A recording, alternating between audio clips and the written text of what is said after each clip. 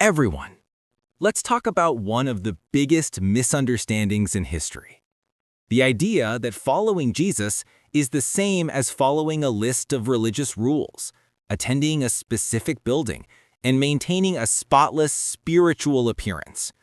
What if I told you that the only people Jesus harshly confronted were precisely the most perfect religious leaders of his time, and that at no point did he create an institution with rituals, hierarchies, and behavior codes? On the contrary, he constantly broke those rules. Let me prove it. Proof 1. Jesus' target audience. Jesus didn't spend his days in the temple, surrounded by the experts of the law. He went to the streets, to the homes of tax collectors and prostitutes. His disciples weren't trained theologians. They were fishermen, a political rebel, a tax collector. Religion rejected them. Jesus called them. His message wasn't be more religious, but repent and believe. The focus was the heart, not the ritual. Proof 2. The constant clashes. Read the Gospels. Jesus' biggest conflicts weren't with open sinners, but with the Pharisees and scribes, the guardians of religion. Why?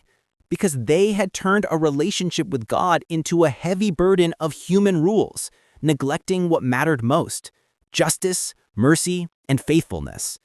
Jesus told them, "You clean the outside of the cup, but inside you are full of greed and self-indulgence." Religion is obsessed with appearance. Jesus is concerned with the root. Proof 3. The summary of everything. When a specialist in religious law asked Jesus which commandment was the greatest, he didn't quote a temple ritual or a purity rule. He summed everything up in 2 commands. Love the Lord your God with all your heart, all your soul, and all your mind, and love your neighbor as yourself. Then he added, all the law and the prophets hang on these 2 commandments. In other words, everything that truly matters is reduced to a relationship of love with God expressed through love toward people. That's not a religious system. That's a way of life centered on the heart. Religion says do. The gospel says receive and overflow. Religion asks, did you break the rule? Jesus asks, do you trust me? Religion builds walls. Jesus tears them down. So what does this mean for you today? It means you can breathe again. You don't have to carry the weight of trying to be religious enough. Jesus' invitation is infinitely deeper and at the same time lighter. It's an invitation into a living relationship. It's about trading the heavy burden of religious performance for the gentle yoke of his presence.